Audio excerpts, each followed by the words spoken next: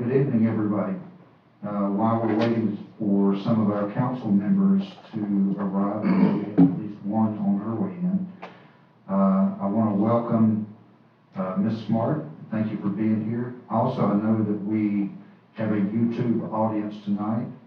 And for the ones that aren't with us live streaming, I know at some point they'll be able to go back and watch this as these are recorded. So thank you for your attendance, and those of you that are watching us over the next weekend or so, or weeks, months later, we hope this is beneficial to you as well.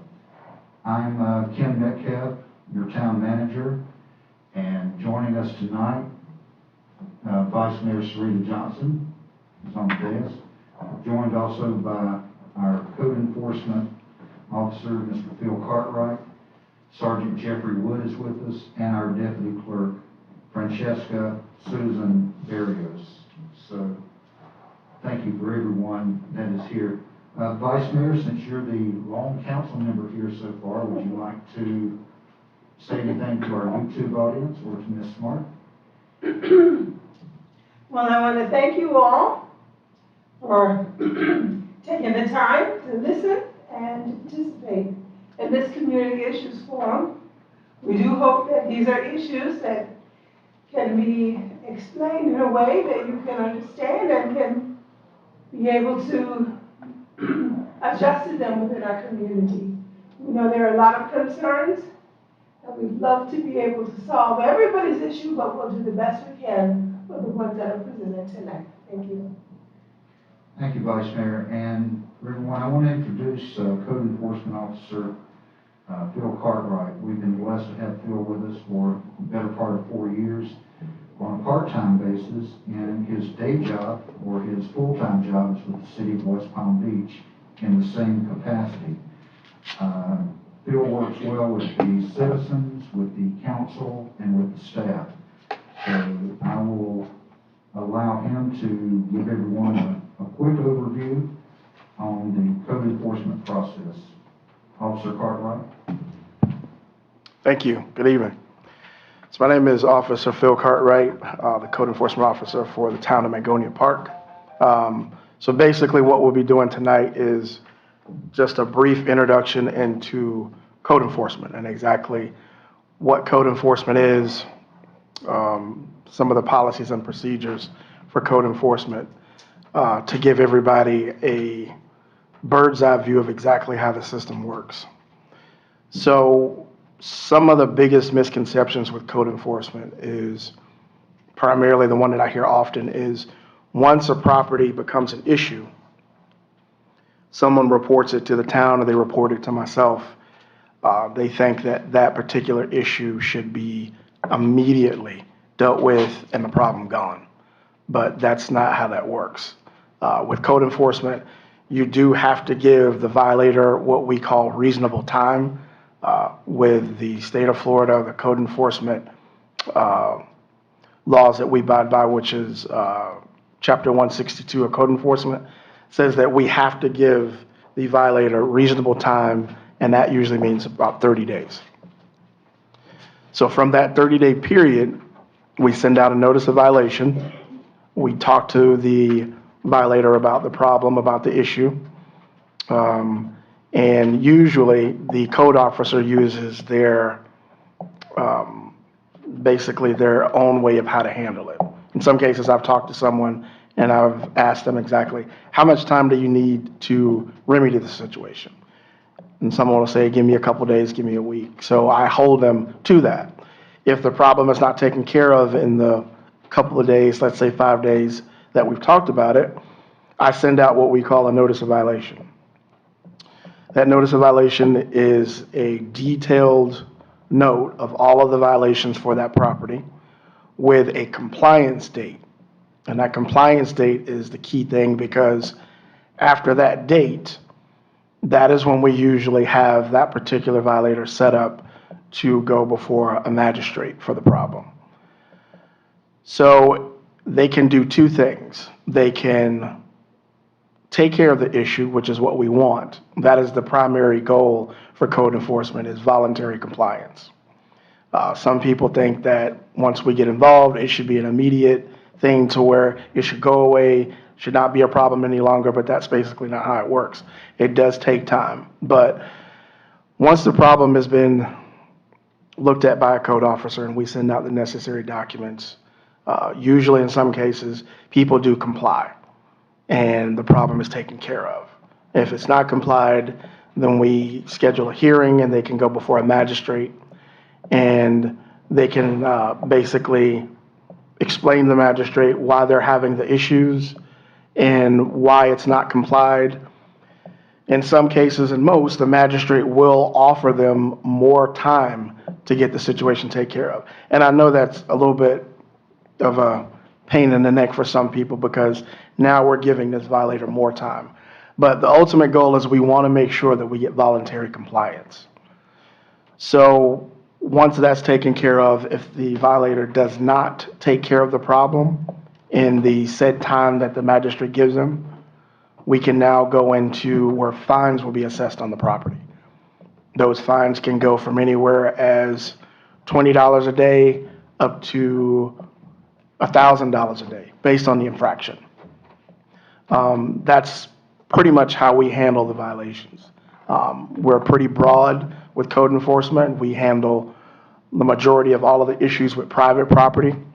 There is a difference on things with public property. That's usually anything pertaining to the street. That's usually given to law enforcement. So if you've got vehicles that are parked on the street with flat tires, busted window, no tag, if it's on the street, the law enforcement for that particular municipality should be able to take care of it. But if it's a vehicle that's on public property, that's basically code enforcement. That's pretty much it as far as how the system works. And if anyone has any questions going forward with it exactly, different situations, I'll be more than happy to answer those questions. Thank you, Bill. And Mayor Alberry has joined us, so I'm going to give him a moment to say anything that he would like to. And just as a reminder, we do have a YouTube audience. Mayor? Thank you so much. I appreciate that information is being shared, and to all of those who have joined us by way of our YouTube page, thank you so much for joining. I'm sure that you've gotten a lot of information as it relates to code enforcement, specifically how the process works, and so we thank Mr. Cartwright so much, as well as Dr. Woods for being here to share this information. And so at this point, if there's any questions, feel free. I think there's an option on the page that allows you, if you have, I think a raise your hand type option, or if not, then just, if you will, just chime if you have any questions throughout the course of the process. Feel free to go ahead and ask those questions. There's about a 40-second delay, and after that, we'll get right into your questions. So if you have any questions at this time, the floor is open for questions. Then after that, we'll proceed.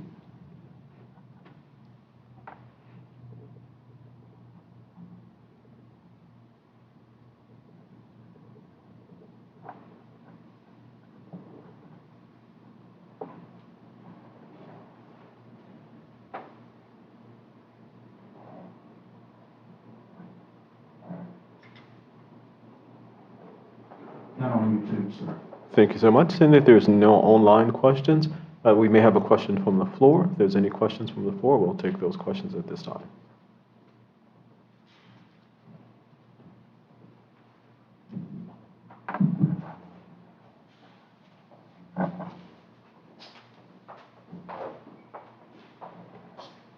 Just a question.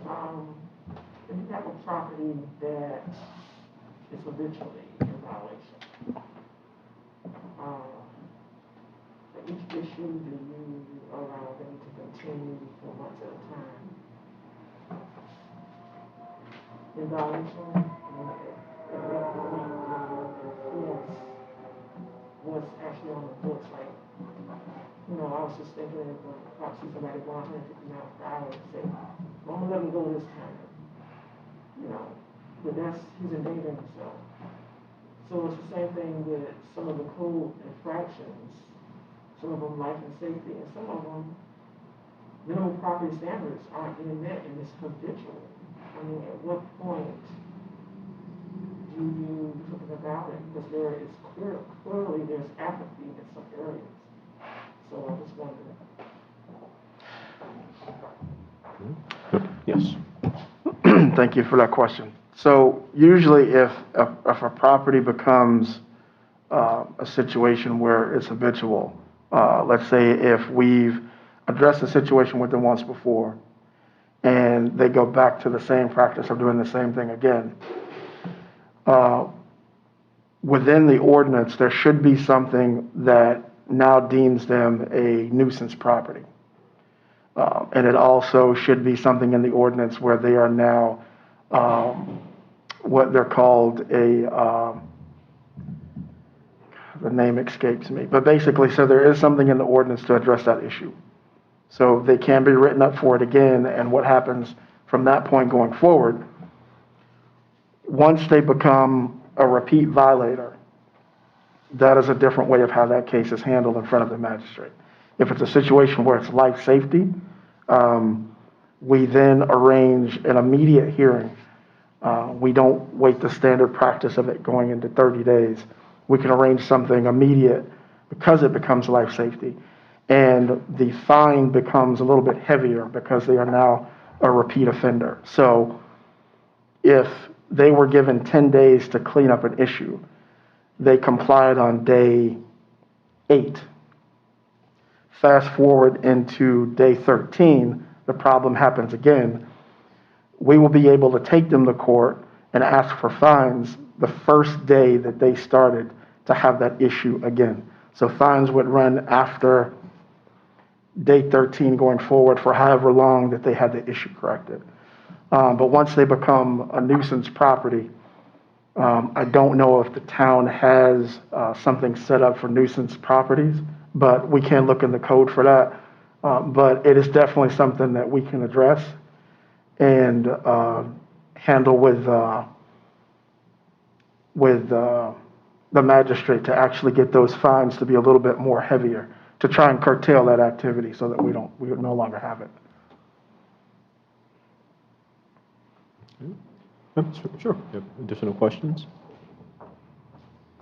I haven't seen anything in the ordinance that allows scrap yards and junkyards. And we have that in town. And so are they disallowed to just continue to do this for 30 days or whatever? I mean, how do you correct something? Some of the town's ordinances are, I don't want to use the word outdated, but I've talked to a couple people and we're trying to get some new ordinances put in place that give code enforcement a little bit more teeth. I know with other municipalities, they have ordinances for outside storage that eradicate that period. They don't allow it. They don't issue outside storage permits. It's just something that's not allowed because of the blight that it actually brings to that area. So that's something that we can address and look into it and see if we can find an ordinance that would actually help with that. Since they don't have anything for scrap yards, we can go in the direction of maybe clean and sanitary conditions. And once you go with that type ordinance, you're allowed to put in that violation certain information that addresses the issue at hand. So I can put in that ordinance clean and sanitary conditions, but also the scrap metal that you may have in the backyard needs to be moved as well. So that's something that we can look at. Sure. Yes, ma'am. So we're supposed to have sirens, but we have individuals who have made several driveways in their yards, therefore they have no siren. So should we try to encourage them to pull permits to expand their driveways? Absolutely, we definitely should be addressing something to that nature. Also, an ordinance for unpaved parking, and that's parking in the swale, parking in the grass, is an ordinance that some of the other municipalities in the county have. Mangonia Park doesn't have an ordinance like that, so we have to go at it from a different angle. Something like that would definitely help stop that issue of parking in the grass or parking in the front yard or the back setbacks or the side setbacks completely. If we can get an ordinance that actually has that type of language in it, definitely. But I agree with you 100%. If they're going to be parking or driving on the grass, definitely you should be able to pull a permit to not make it look so bad. Okay. Just to address, and I think the Vice Mayor has something, but just to address those two issues as it relates to a situation where you may have someone who has excessive scrap metal in the back of the yard. We have and I would have to double check to see if it has been amended, and we are going through code revision. Take a look at those things as they come up and address them, because Mr. Cartwright did want to say some of them are outdated. And so we're trying to identify those that need to be revamped, and so we'll hit those one at a time as we go through, and this is one of them. But we do have a nuisance abatement ordinance.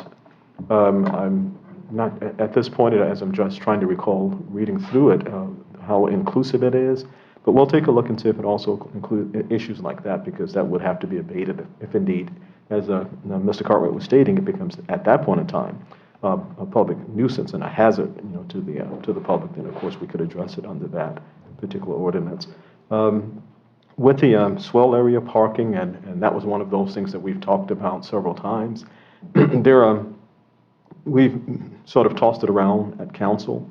There are some who felt that we were probably being too restrictive. What if someone has family in town and that's the only place to park? And so those conversations were had.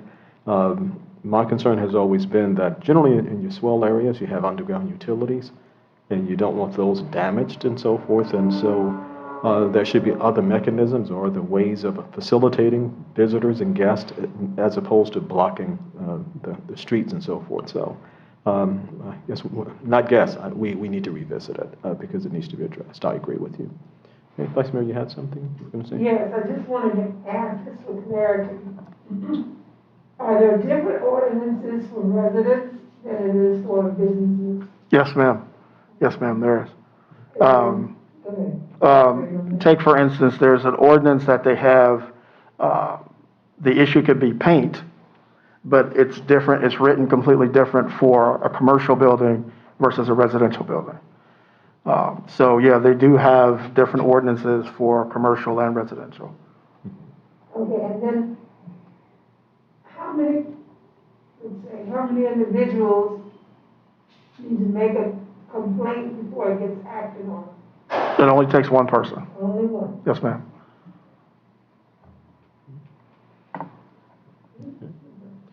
Ready? Okay. I just wanted to add for our YouTube audience, when they go through town and they see a property that, may not look like it's in compliance, it may not be, but the public may be surprised by how many of these properties have already come to the magistrate, and they're actually running up fines already. We do, and some of our larger property owners fall under that category. So just because something is in what appears to be bad shape doesn't mean it hasn't been addressed. You should always feel free to call Town Hall, myself, the clerk, especially the code enforcement officer, or to go through your council members. But a lot of times those properties are already on a list, and sometimes they've already been in front of the magistrate and they're running up fines on a daily basis. Thank you so much, and a very cogent remark in that quite oftentimes we want to see something immediate. Well, you identified it, make them stop today. However, there's a process, and Mr. Cartwright. Mayor, if I may just piggyback the town manager's comment that he just made. In some cases, like he said, there can be a running fine on a particular property. Once a fine starts running, then there's a lien that's actually placed on the property. And liens can stay on a property for up to 20 years. So if that person chooses not to do anything at all and just let that fine run, they're well within their right to do that. I mean, we hope that that doesn't happen, and we hope that we can talk to them and try to get some of those issues taken care of. But a lien can stay on a property for up to 20 years, and then after that point, the fine goes away and the lien goes away, and then the clock starts back over again. So I just wanted to touch on that. Well, we appreciate it. And just as information, I'll get right to Ken. And we actually have pursued a residential piece of property, at least in my time, that was just a nuisance, and certain things happened, and that lien was there. And so, yes, we of course, we're generally in subordinate positions as it relates to how we can go about at that point in time correcting things, particularly if it gets to a point where they're going to sell it and so forth. And then, of course, we take a subordinate position. We would like to be primary, but of course, that's not how the law is written. So, Ken, and then we'll go back to Mr. Cartwright. I'll go ahead and Okay. because you stole my thunder on that. Okay, certainly. Okay. Okay. Ready? Any other questions or comments, Ken? No, I'm good. Just maybe if Sergeant Wood wants to opine a little bit on how code enforcement and the sheriff's office work together. Good evening, sir. Good evening, Mayor, Vice Mayor, and people listening in on social media. I'm Sergeant Jeff Wood from the Palm Beach County Sheriff's Office. To explain the process to the Sheriff's Office in the town of Mangonia Park, which is a service agreement where we provide law enforcement, we work hand in hand with code enforcement. Usually the Sheriff's Office deals with Palm Beach County code enforcement, but now that we're here in a municipality, we're dealing with the municipality code enforcement. Our service agreement doesn't allow us to be code enforcement officers, but our service agreement allows us to be the eyes and ears for the town and for code enforcement. This is a unique relationship that we share so that we can deliver information as we're your 24-hour, 7-day-a-week service provider. Anybody that believes that there's some danger to somebody through a code violation or a criminal activity can always call us 24 hours a day, 688-3400. And we're really trying to have the first person that's actually viewing these incidents to call us. We're trying to get away from multiple people going down the line to try to reach somebody. We can get a deputy out there and he'll document what he or she sees when they arrive, and they'll document this in the information report, and we'll provide the case number to the town management. And then that'll allow them to go into our reporting system and request the report, and this can be referred to the code enforcement. We brief each other, code enforcement and myself, back and forth on several incidents, but we usually, as the Sheriff's Office, deal with criminal in nature matters. But we do deal in quality of life issues to help promote the town's well-being. Also, in the last previous weeks, we're switching our phone numbers at our office. This is our administrative number. It's 478-6240, and we're available at that number Monday through Friday, 8 to 4. Anybody, please, if you have any questions, contact me. If I'm not in the office, please leave a message and I'll get back to you. I will promise you that I'm pretty responsive within 24 hours. If there's any questions or if anybody has any other items they'd like to address. Please repeat the administrative number, please. Yes, ma'am. The administrative number for the town of Mangonia Park, the Palm Beach County Sheriff's Office, is 478-6240. And this is Monday through Friday, 8 to 4. If it's a criminal call, need for help, dial 911. If it's a lesser call where you can wait, 688-3400. Please request a deputy and one will be sent. That's one of the better things of living in a municipality. We're a smaller town, and we can deliver services that you need. Thank you. Okay. May I ask a couple more questions? Yes, ma'am, please. Some of the questions that have come to me, one is regarding animals. In particular, and I have a concern on about it too, unleashed dogs.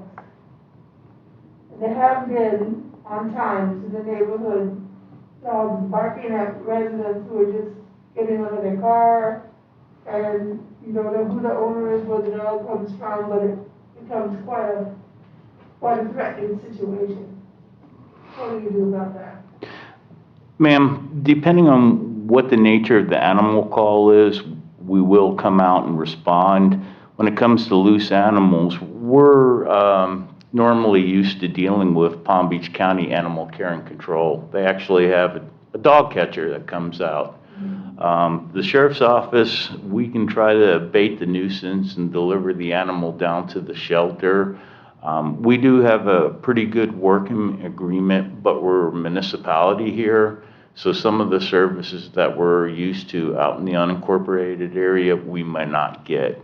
Some of the deputies here in Mangonia Park are pretty animal savvy, as I'd like to say.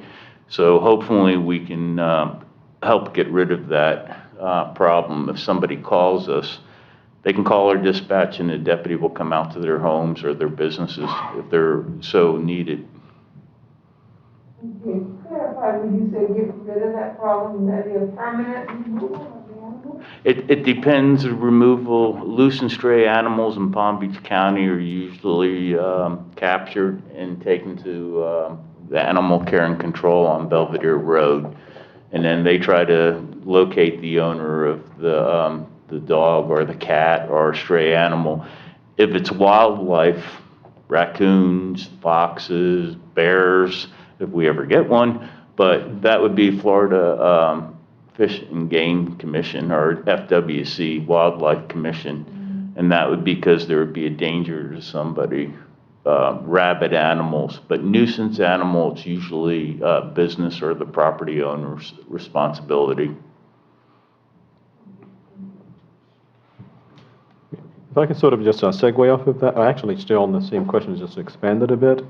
Generally, the mindset of residents, and wrong or right, is that, well, we have law enforcement, and this is across all municipalities. We have law enforcement that is here. Animal care and control and wildlife game entities are outside entities and companies that you have to call in, and so the response time isn't as fast. So perhaps the mindset is that, well, right away you call 911, try and get an officer there. So let's just say that you had a situation where we had one of those dogs that fall within that breed of animals that are considered, what's the technical definition they call it? The aggressive kind of a dog. They have that category now. Let's just say a Rottweiler. Try not to name an animal, but a Rottweiler that has actually viciously attacked a child in the neighborhood. They pick up 911. Law enforcement at that point in time would do, let's answer. If it's classified or if it's a dog that's been classified as a vicious animal, my best example, I use the Rhodesian dog, which is a large shepherd type dog that can become very aggressive and can attack people. If a child or a person's bitten by a dog, and if there's a medical necessity and law enforcement necessity, I would say that would qualify for a 911 call to the sheriff's office, and we'll bring outside resources, whether we need to contact Animal Care and Control, or if we need to neutralize the animal at the scene. We try to do non-aggressive capturing of animals. Animal Care and Control is very good at doing that, but there are certain circumstances where we have to protect people by using other means to capture that animal. And the deputies are trained on what they need to do, and we have policy and procedures in place. Good, good. Because most residents in a situation like that, they're panicking and they don't want to discharge a firearm. I'm just trying to kind of get to where I think you're headed. And so that would be the first recourse. So that's good information to know that, yes, do that. One of the things that we're having, of course, and we've perhaps spoke ad nauseum, that one of the main sort of code violations we have, because we do have a within code, if we haven't changed it, would be that as it relates to noise, that noise, particularly music, has to be played at a certain decibel level. I know that we don't have a decibel meter, and we can ride by and find out, well, that's at 10 as opposed to 8, so to speak. So what I'll do is I'll allow Sergeant Woods, and then, of course, Cartwright can jump in, Mr. Cartwright can jump in as well. If we have situations where the music is just loud, that is bouncing residents' windows and they're complaining, their recourse should be, and I'll let you take it. To actually tackle something of that nature, like you were talking about before, I think one of the best practices is to actually have a sound meter in hand, because that way we have now a device that can actually measure the sound and show them exactly what level that they should be at and what level that they're currently are playing their music right now. I've seen in some practices where you can verbally go out and you can talk to someone about the sound, and without you having a physical device to measure that sound, it's basically a moot point, because now it's my interpretation of what I think it should be versus what they're saying. But having the device at hand is pretty effective. Other municipalities have actually used it, and to basically show the person who is creating this issue what exactly that level of sound should be at. The first time that you address it, it's basically a warning. The second time that you come back and you have to come out, it's an actual notice of violation. And with having the notice of violation, it's a little bit different from the regular ordinances, because this is something that should be immediately taken care of now. So we're not giving them reasonable time of a couple of days. This is something that if we come back in another hour and the music is still loud, now it becomes an issue and we may have to bring law enforcement in for help. And that's pretty much where we are as far as code enforcement is concerned, and how we approach those issues with sound. Right. And this question would be, Justin, for those who may be listening, what was a visitor? It wasn't me. It was a visitor at my home. So what happens in those situations? If it's a visitor that was at the home, I mean, we have no way of actually finding that out. We're basically coming to the call because we were given an address where the loud music was coming from. So that's our main focal point right now, is the address that was given to us. And if the person is no longer there, that's fine, but we're still going to talk to them about it and watch it. And if it's an issue where it comes back up again, then we're going to come back out and we're going to address it. So the addressing would take place with the property owner and not the person who may have been visiting? Who would be responsible? If it happened on the property owner is responsible. I have a concern about rapid firearm shootings. I've heard several times, even in the afternoon, daylight hours, rapid fires, shot, shot, shot, shot, shot, shot, and as many as 12 to 15. What do you do about that? I mean, it's hard to detect exactly where it's coming from, but it still seems to be a concern. Ma'am, not to make light of it, unfortunately, when we hear in the far distance what might be suspected as gunfire, unless the gunfire is directed at you, we don't always know where it's coming from. Without going into the devices that are available into the area, we do get some pretty good calls. We do pick up sounds and noises from Riviera and West Palm Beach, but we've had some people who've discharged firearms in the town of Mangonia Park. We need the person who actually hears this event to call the sheriff's office, our dispatch, and we need to collect information from them. With today, the way things are changing and how police work's done, law enforcement has to get that information from the people who hear it or see it directly. We can use third-party information to get to the call, but when we look for enforcement, our enforcement dissolves because people, one, don't want to be involved with these incidents, or don't want to call our dispatch and provide us the information. And the reason I tell people, hey, I'll give you my cell phone number, but I'd rather you call dispatch. It's on a recorded line. We're building a case if we do have something. And we've had shootings here in the town of Mangonia Park, like every other municipality in the county itself, and we deal with each and every one on a direct basis. We get noise calls. Last year, we had 74 noise calls throughout the whole city over the year. And when we get them, they're not anonymous. We're answering them and we're actually dealing with them. I have a case folder right in front of me that started out with a person, I want to be involved. This is my complaint. And now it's a criminal case, not a code enforcement violation. The sheriff's office, we handle criminal cases. And we're held to the criminal investigative standards of the sheriff's office and the state law, county ordinances, and the town municipal ordinances. If we have probable cause, we will prosecute somebody for a breach of peace, for gunfire, which is a misdemeanor, discharging a firearm on private property, which is a state statute. Sheriff's office, we're using state statutes. Where code enforcement, he's using the town ordinances. The state statutes have the more teeth, or criminally prosecutable, where the town ordinances are asking for compliance. And once again, like code enforcement, on a lot of issues we deal with, whether it be noise or people's conduct, if it doesn't arise to a serious nature, and when I say that, not to display that people's complaints are not serious, we try to use education and compliance. We warn people, slow down, don't speed. Hey, you can't have loud parties, you're disturbing your neighbors. By the way, one of your neighbors works midnights, has to sleep during the day. Or it's 10 o'clock at night, people have to go to work tomorrow, it's Sunday night, let's quiet it down.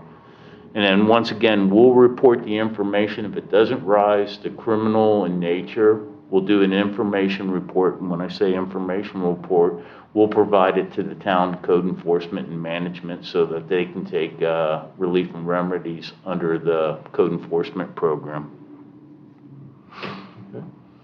If the caller decides not to give their name, does the complaint hold less weight? Yes, ma'am. It does and it doesn't. As law enforcement, we can't be offended by loud noises, by music, by a lot of things that people believe that we can take. But what we'll do is we'll try to educate somebody, have somebody comply. Using my example, it's 10 o'clock on a Sunday night. Everybody's got to go to work tomorrow. Can we please turn the band and the music? This week we had somebody who had a party in the backyard with a band, and it rattled the windows. We referred the case number over to the town, and it looks like it's going to be an ongoing issue. And that's where we'll file a criminal case for breach of peace. We'll send it to the state attorney's office for prosecution. But also in this de-escalation model, we don't want to rush into a party and start grabbing people and handcuffing them. We want to do education, de-escalate, and be good neighbors with each other with compliance. I'm not sure if you addressed the anonymous caller versus the named caller. Yeah, the name caller with an affidavit is a lot better if we have to go for criminal prosecution. It also assists code enforcement. Anonymous callers will be answered, but prosecution and resolution might be different than what the person might not understand. Also got to say, a lot of times, first time we go out there, you know, the old adage, please, your neighbors are calling and complaining. I feel for them. They got to go to work tomorrow. Turn it down. We'll leave, and then a half an hour later, what happens? Boom, boom, boom, boom.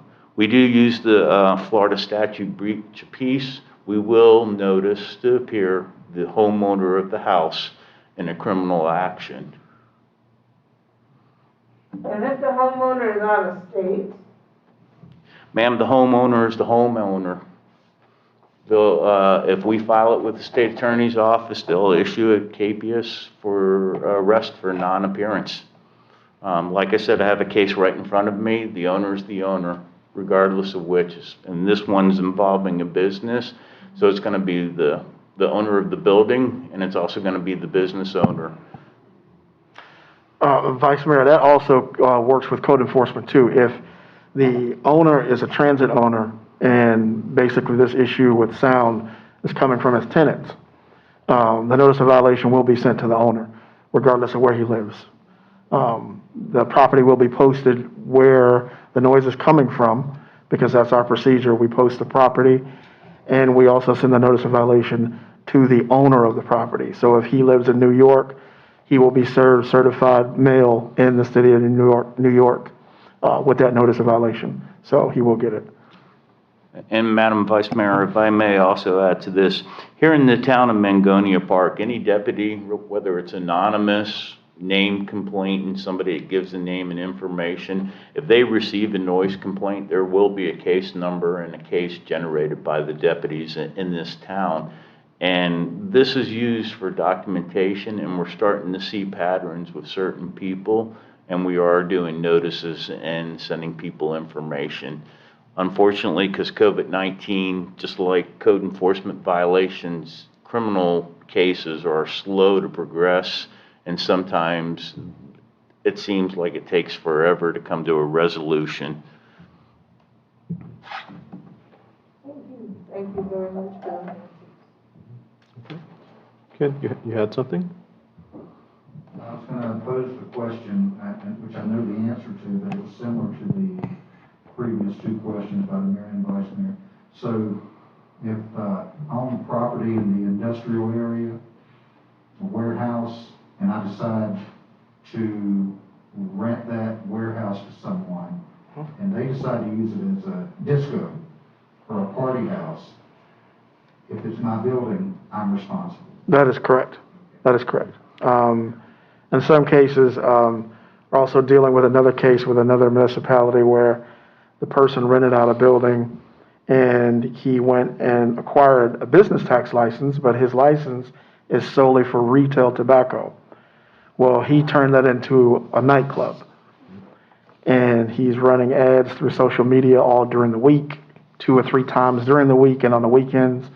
So that person was handled with a notice of violation, sent to the owner, and posted at the property. But like the town manager was asking, the sole responsibility falls on the owner of that establishment.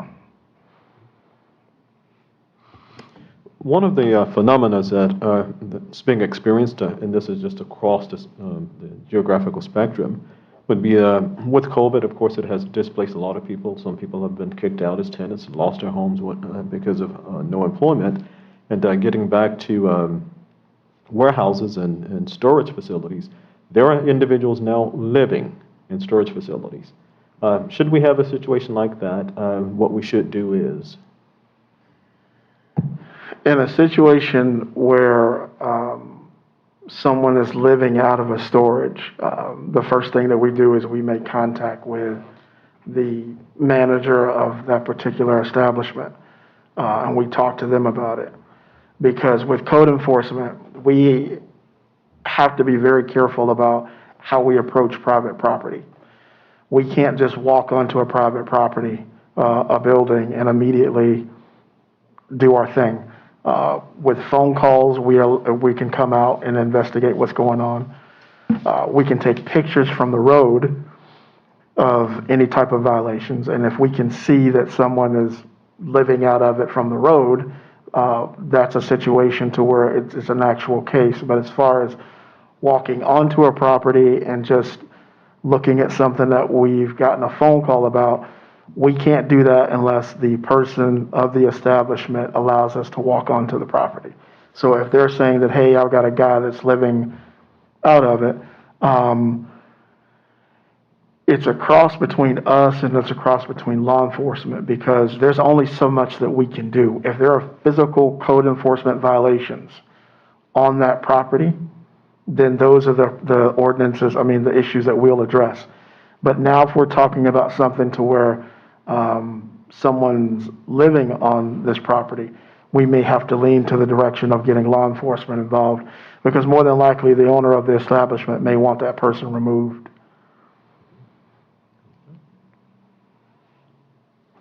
Okay. Sir, the sheriff's office, and that would be a quality of life and a social problem. Through our community policing initiatives that we have in the sheriff's office, obviously we have the Lewis Center, and now we have the annex. We try to offer services to the homeless and go through the process. Lately, we've been having community policing go around in the town addressing homelessness. Homelessness is not a crime. It's a social issue that unfortunately a lot of people in America are facing right now and have faced. We have several outlets, and once again, I urge people, if you know of somebody, please contact the sheriff's office. That would be something that could be directly called to our dispatch so we can get out there. We can offer various different services. First of all, is the person a veteran. The VA and the sheriff's office work hand in hand to try to place veterans in sustainable housing, try to change their social status of being homeless. If they're not a veteran, we have other programs through the Lewis Center, the Annex out, which used to be our former stockade, which is now a facility to help the homeless in Palm Beach County. And it could be a temporary displacement of a person, or it can be a long-term. Sometimes with homelessness, we have to deal with the mental health and the drug and alcohol issues. And we have resources at the sheriff's office. We don't actually handle the drug and alcohol help, but we have the resources. We have the cookbook of who to call, when to call, and how to call. We have some good people that have come over to the town of Mangonia Park in the last couple of months because we're noticing that with COVID, with the closure of a lot of businesses, with the loss of income, with the loss of homes, we're seeing a lot of people who are transient through the town of Mangonia Park because of our Tri-Rail train station. We try to do partnerships, and we don't want to leave somebody out, because me personally and a lot of people I work with at the sheriff's office, what happens if this would have been one of my family members? And we are offering and trying to help people, and we've had some very good success stories. We've gotten some very public, positive press for some of the homeless that we've helped here in the town of Mangonia Park. Unfortunately, a lot of people do not see the day-to-day activities that we do, and I wish we could ride along, be a cop for a day, come see what we do in our jobs. But some people just don't know what we do, and we ask people. Now, that's the time when you please call me directly. I'm always available to have a conversation with somebody about, if they know of something that we can help with people. We have a good working relationship with the Lord's Place, with other charitable organizations that help us when we're dealing with people. This is one of the priorities of the sheriff's office in this county, and a lot of people do not know what happens behind the scenes. Our Facebook for PBSO is really demonstrating what we've been doing, especially during this time of COVID. Well, great. That's very good to hear that things are happening. Of course, I was sort of aware, but just to be able to get that information out to the public that there are things that are happening, so we really appreciate it. Other questions or comments?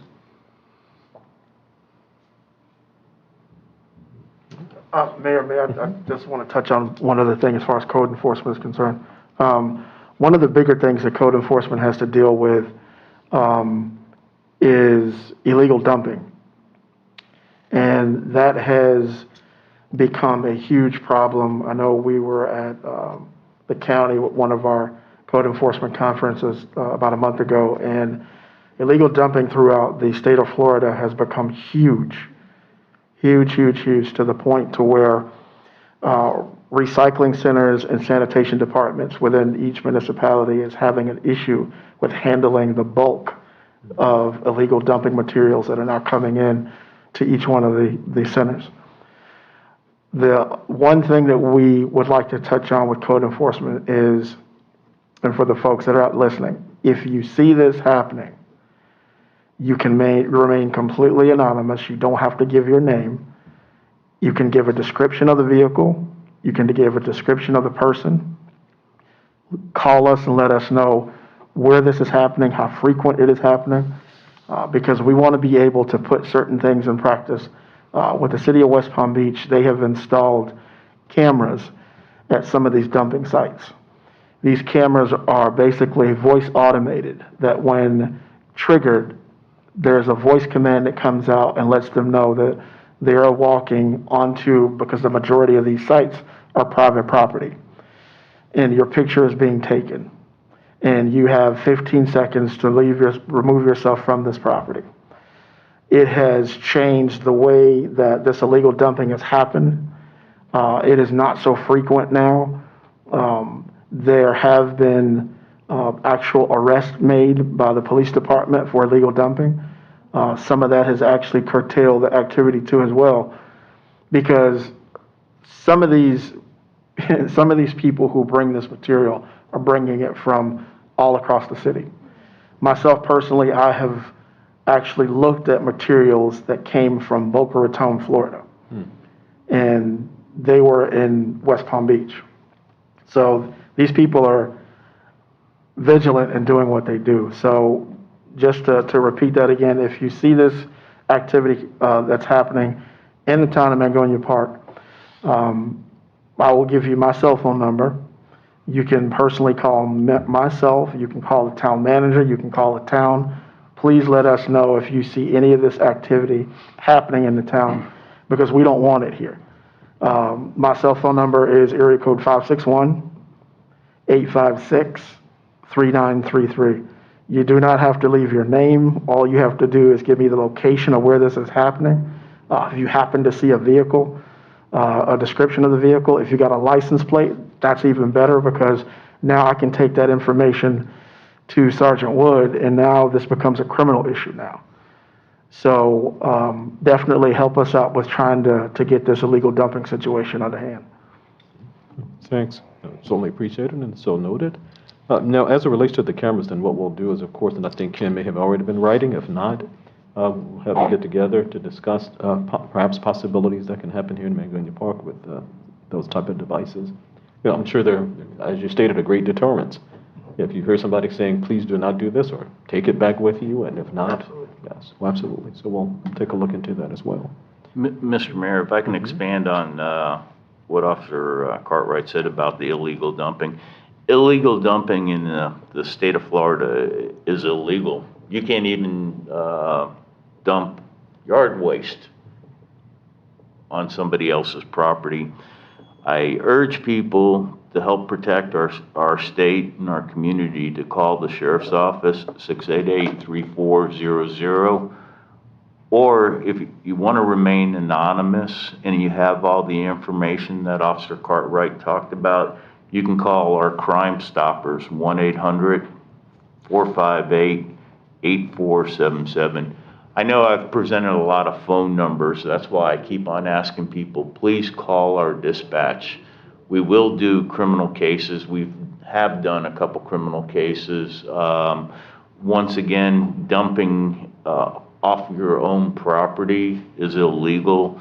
We will do a criminal case and refer to that. And if it's commercial, what we call commercial dumping, there could be severe civil penalties.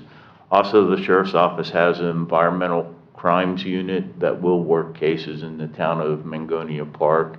And we do have a good working relationship with the Department of Environmental Protection, the state agency that was just rejuvenated in the last year with the state of Florida. They will come into the town, and they have been here on my request on a couple times for things that we thought were illegal. We'll defer to the experts. Sergeant Wood, could you repeat that Crime Stopper? Yes, sir. For anybody who ever has any information, wants to remain anonymous about criminal activity, if you give us the who, what, when, and where, the full story, and as much information as possible, you can call Crime Stoppers of Palm Beach County and remain anonymous, and that's 1-800-458-8477. All these numbers that I've listed and talked about is also available on our website at www.pbso.org.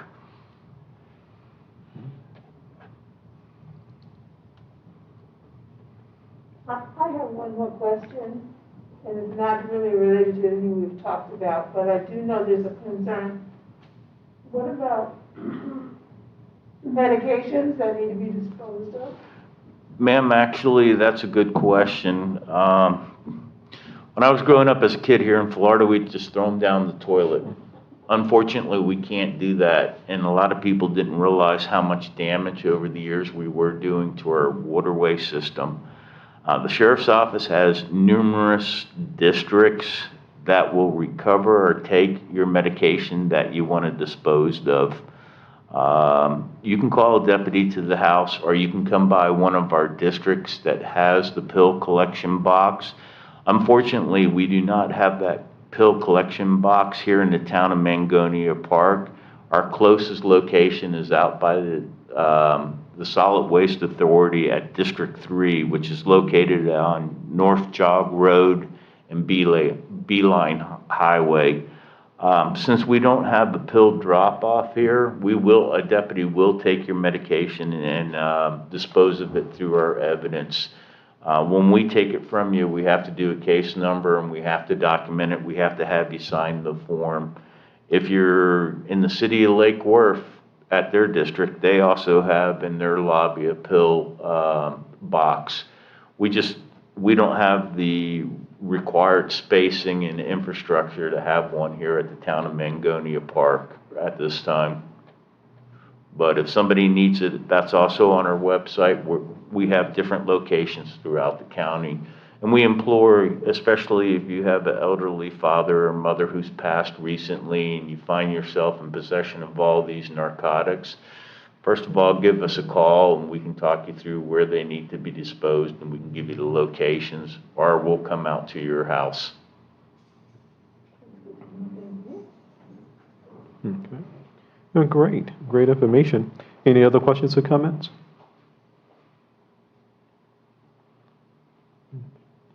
Any questions or comments as it relates to the Community Issues Forum, specifically code enforcement? We have a resident that recently came in. Okay. All righty. Hi. Good afternoon, and Ms. Williams. Of course, we're continuing with the Community Issues Forum as it relates to code enforcement. So if you have any questions or items of concern you'd like to express, or just some questions, we'll give you that opportunity. Okay. So nothing at this time. Okay. All righty. Floor is still open for any questions or comments. Anyone online on the YouTube page who have any questions or comments? Okay. Hearing none. If there's nothing else. Okay. Well, if there's nothing else, we'll give closing comments. Ken, you have any closing comments? Any closing comments from anyone? And we'll have the motion to dismiss. Okay. All good. Vice Mayor, you have anything? Okay. Well, I do thank you for giving this forum to our community. This is a very necessary issue, and I'm hoping there are those listening online and the few that came in were able to get some of their questions answered. And I think it's important to know that you're available to answer questions, you're accessible, and that there are regulations that have to be followed. But it is, even though some of them are time sensitive, it is an active process. Yes. And we do have a resident, Ms. Williams, who's coming forward.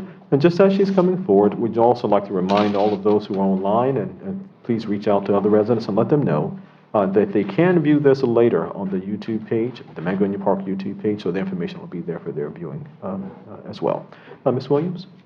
Yes, that was kind of interesting. What are we going to do about some of the houses that look so terrible with, and the property with trash all thrown out in front of the yard, and the yards are bad. And then we have one of the trash, when you turn in by the restaurant, the house that used to be Mr. McFarland's house looks terrible. It has not been cut, the trees haven't been cut since Mr. McFarland moved out. What are you going to do about that? It looks bad. It looks terrible. Okay. And then they set all the garbage out on the street. And then she's over there, I think she's breeding her pit bull to the last to sell puppies.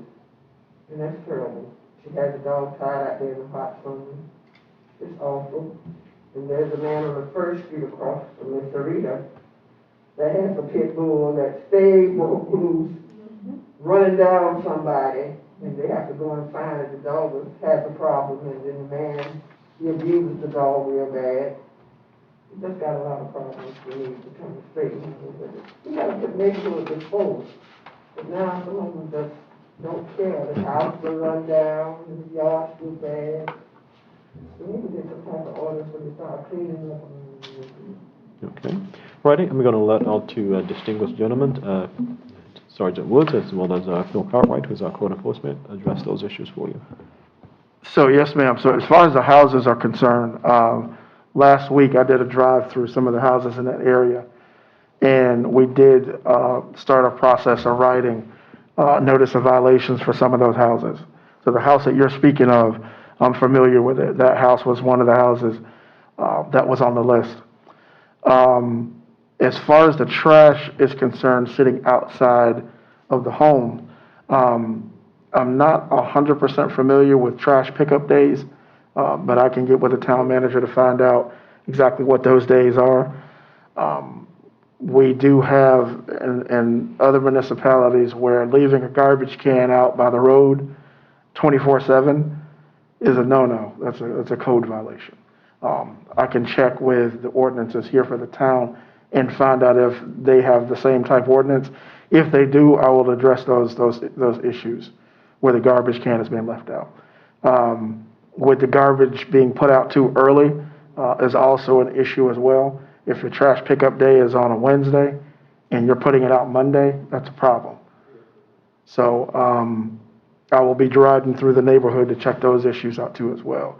And then as far as the animals that are being, I guess, combative or running loose, I can turn that over to Sergeant Wood because we previously talked about that before, and he can let you know exactly how that needs to be handled. Ma'am, with the issues with that, the problem is we're finding out days afterwards, which we can't deal with the issue. We need the people that actually see these issues to call the sheriff's office at our dispatch at 688-3400. People have to understand we have to deal in the world of criminal laws as sheriff's office. We have to follow the Constitution, state of Florida Constitution, the county, and then the rules and regulations that the sheriff of Palm Beach County impose on us.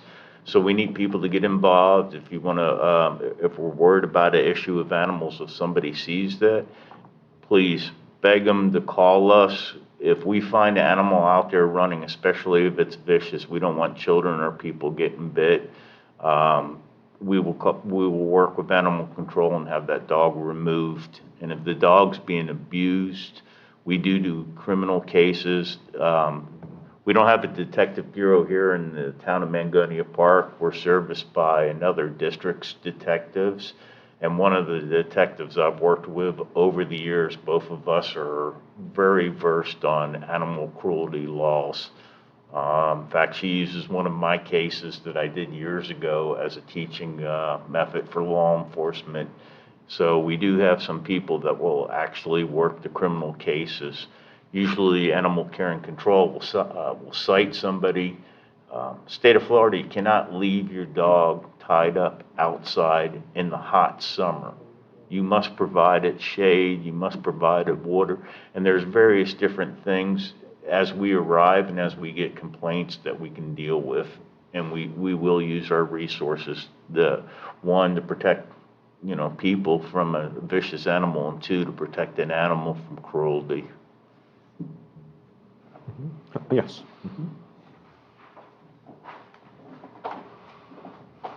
I think I've been here about going on 53 years. But what are we going to do about our poor water department looking so terrible with the grass and eat grass, fix it up and so forth? Interesting you would ask. Okay. I think about the only one in there, I think. Actually, I'll allow Ken. We've had conversations, but I'll allow Ken. You're speaking about our water. That will probably be the water department needs grass and it needs to be fixed up a little bit around the thoroughly. We do, and we've got a plan to where we are going to do some additional paving there so we can make that look better. I know the asphalt's really worn out. That's a big concern.